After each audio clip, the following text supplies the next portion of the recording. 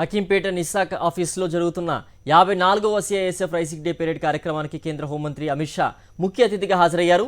1969లో 3000 మందితో మొదలైన సిఐఎస్ఎఫ్ నేడు 1,80,000 మంది సిబ్బందితో పటిష్ట సేవలు అందిస్తోంది. కేంద్ర ప్రభుత్వ ఆఫీసులు, ఎయిర్పోర్ట్, సీపోర్ట్లు, పవర్ ప్లాంట్స్, నేషనల్ ఇండస్ట్రియల్ బిల్డింగ్స్కు భద్రత కల్పిస్తోంది సిఐఎస్ఎఫ్. ఇప్పుడు ఆ రైసింగ్ డే పెరేడ్ కార్యక్రమంలో కేంద్ర హోంమంత్రి అమిత్ షా పాల్గొన్నారు. లైవ్ చూద్దాం.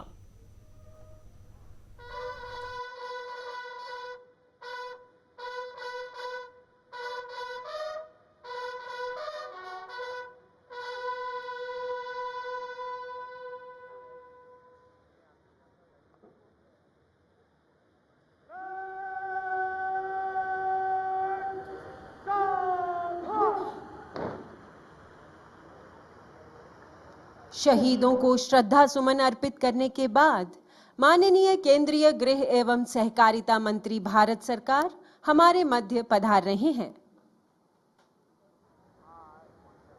माननीय मुख्य अतिथि महोदय सीआईएसएफ के वरिष्ठ अधिकारियों से परिचय प्राप्त करते हुए संपूर्ण सीआईएसएफ परिवार माननीय मुख्य अतिथि महोदय के सानिध्य तथा सामीप्य को पाकर अत्यंत ही हर्षित, उल्लासित तथा गौरवान्वित महसूस कर रहा है।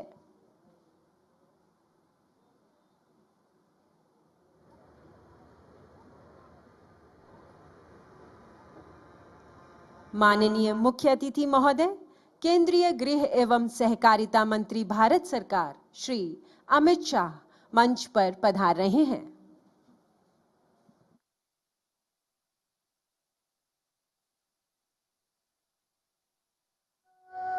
बजाई गई धुन थी जनरल सैल्यूट। आज की इस भव्य परेड के parade commander Shri Abhishek Chaudhary commandant चुस्त व सजे हुए कदमों से मुख्य अतिथि महोदय को परेड की रिपोर्ट देने हेतु उपस्थित।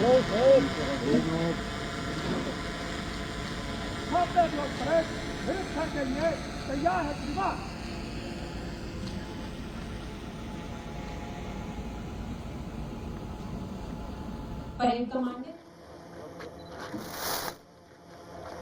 परेड द्वारा माननीय मुख्य अतिथि महोदय का अभिनंदन जनरल सैल्यूट से किया गया। बैंड द्वारा बजाई गई धुन थी जनरल सैल्यूट। आज की इस भव्य परेड के parade commander Shri Abhishek Chaudhary commandant चुस्त व सदे हुए कदमों से मुख्य अतिथि महोदय को परेड की रिपोर्ट देने हेतु उपस्थित। परेड निरीक्षण के लिए तैयार है श्रीमान।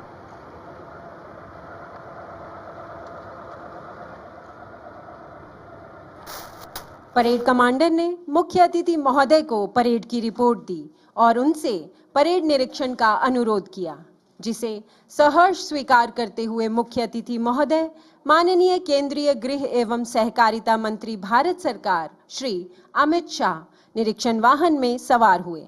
उनके साथ हैं श्री शीलवर्धन सिंह महानिदेशक केंद्रीय औद्योगिक सुरक्षा बल तथा आज की इस भव्य परेड के parade commander Shri Abhishek Chaudhary commandant. निरीक्षण वाहन मंथर गति से दर्शक दीर्घा के सामने पहुंचता हुआ दर्शकों द्वारा मुख्य अतिथि महोदय का अभिवादन करतल ध्वनि से किया जा रहा है। केंद्रीय गृह एवं सहकारिता मंत्री भारत सरकार श्री अमित शाह जी का जन्म 22 अक्टूबर 1964 को एक संपन्न गुजराती परिवार में हुआ। श्री अमित शाह सच्चे अर्थों में उदीयमान नए भारत का प्रतिनिधित्व करते हैं।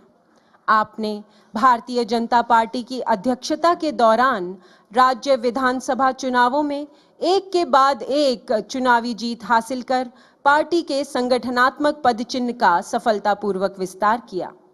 आपके कार्यकाल के दौरान भारतीय जनता पार्टी 10 करोड़ से अधिक पंजीकृत सदस्यों के साथ दुनिया की सबसे बड़ी राजनीतिक पार्टी बन गई है।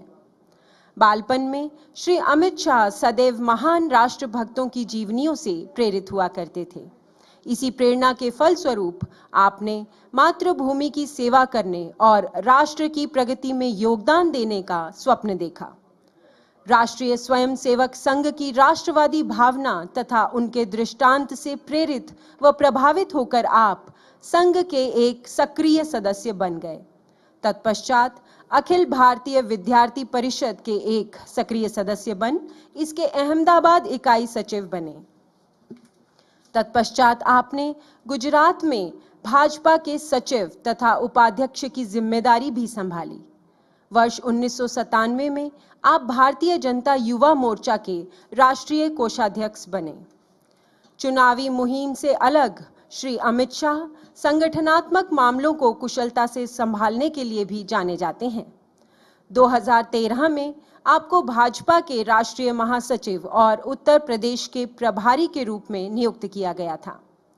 आपके कुशल प्रयासों से 2014 के संसदीय चुनावों में भाजपा को ऐतिहासिक सफलता दिलाई। माननीय मुख्य अतिथि महोदय के द्वारा इस भव्य परेड में भाग ले रही टुकड़ियों का निरीक्षण किया जा रहा है। पहली टुकड़ी है एनसीआर सेक्टर की, जो देश के राष्ट्रीय राजधानी क्षेत्र स्थित इकाइयों को सुरक्षा प्रदान करती है, जिसमें प्रमुख है दिल्ली मेट्रो रेल की सुरक्षा।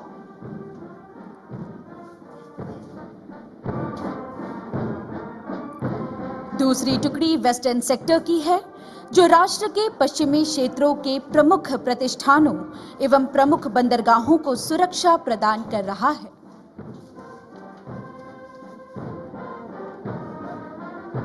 तीसरी टुकड़ी नॉर्थ सेक्टर की है, जो भारत के सुदूर उत्तरी क्षेत्र बांदीपुरा जम्मू कश्मीर से लेकर उत्तराखंड स्थित इकाइयों में तैनात है।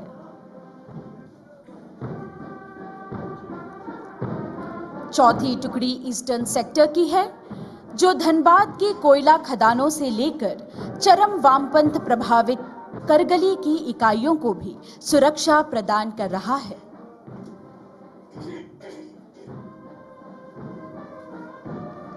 पांचवी टुकड़ी है एसएसजी की, जो वर्तमान में विभिन्न श्रेणी के 147 विशिष्ट व्यक्तियों को सुरक्षा प्रदान कर रहा है। निरीक्षण वाहन अब परेड ग्राउंड के मध्य में सीआईएसएफ बैंड टीम एवं केंद्रीय औद्योगिक सुरक्षा बल के गौरव के प्रतीक निशान को वहन किए सीआईएसएफ के रणबांकुरों की टोली के समक्ष से गुजर रहा है। और यह छठी टुकड़ी एयरपोर्ट सेक्टर की है, जो देश भर में स्थित 66 महत्वपूर्ण राष्ट्रीय एवं अंतर्राष्ट्रीय एयरपोर्ट्स पर तैनात है। सातवीं टुकड़ी है साउथ सेक्टर की, जो हैदराबाद से लेकर सुदूर केरल प्रांत की महत्वपूर्ण इकाइयों और बंदरगाहों को सुरक्षा प्रदान कर रहा है। निरीक्षण वाहन अब 8वीं टुकड़ी की ओर अग्रसर। 8वीं टुकड़ी नॉर्थ ईस्टर्न सेक्टर की है, जो कोलकाता से लेकर सुदूर नागालैंड के प्रमुख औद्योगिक सुरक्षित संस्थानों को सुरक्षा प्रदान कर रही है। 9वीं टुकड़ी है अग्निशमन शाखा की, जो वर्तमान में 111 अधिष्ठानों को अग्नि सुरक्षा प्रदान कर रहा है। 10वीं और अंतिम टुकड़ी है सेंट्रल सेक्टर एवं डीएई डॉस सेक्टर की, जिसके सुरक्षा चक्र में चरम वामपंथ प्रभावित किरंदुल से लेकर अंतरिक्ष एवं नाभिकीय संस्थान सुरक्षित हैं। केंद्रीय गृह एवं सहकारिता मंत्री भारत सरकार श्री अमित शाह सच्चे अर्थों में उदीयमान नए भारत का प्रतिनिधित्व करते हैं। खेलों में भी आपकी विशेष रुचि है तथा आप भारतीय क्रिकेट कंट्रोल बोर्ड कार्यकारिणी के सदस्य भी रहे हैं। आपकी राजनीतिक सक्रियता और कार्यकुशलता के कारण वर्ष 1997 में गुजरात के सरखेज विधानसभा से विधायक पद हेतु चयनित हुए। आपकी लोकप्रियता का अंदाजा इस बात से लगाया जा सकता है कि आने वाले प्रत्येक चुनाव में आपकी जीत का अंतर लगातार बढ़ता रहा। वर्ष 2017 में गुजरात राज्य से आपने राज्यसभा सदस्य के रूप में तथा वर्ष 2019 में आपने केंद्रीय मंत्री के रूप में शपथ ली तथा आपको गृह मंत्री भारत सरकार का अति महत्वपूर्ण पदभार सौंपा गया। गृह मंत्री भारत सरकार के कार्यकाल में जम्मू कश्मीर राज्य से अनुच्छेद 370 का उन्मूलन एक ऐतिहासिक कदम था। आम चुनाव 2019 में आपने गुजरात के गांधीनगर लोकसभा क्षेत्र से 70% वोट शेयर के भारी अंतर के साथ जीत हासिल की है। सहकार से समृद्धि के स्वप्न को साकार करने की दिशा में ऐतिहासिक कदम उठाते हुए 6 जुलाई 2021 को एक अलग सहकारिता मंत्रालय का गठन किया गया और आपको इस महत्वपूर्ण मंत्रालय की जिम्मेदारी सौंपी गई।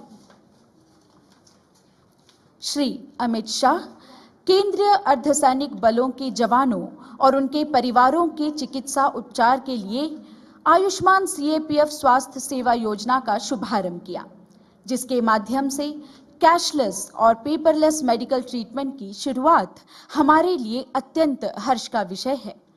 सीएपीएफ कल्याणकारी योजनाओं के क्रम में कार्य आधारित तनाव प्रबंधन हेतु सीएपीएफ कार्मिकों को वर्ष में 100 दिनों की छुट्टी आपकी पहल एवं सार्थक प्रयासों हेतु हम आपके आभारी हैं।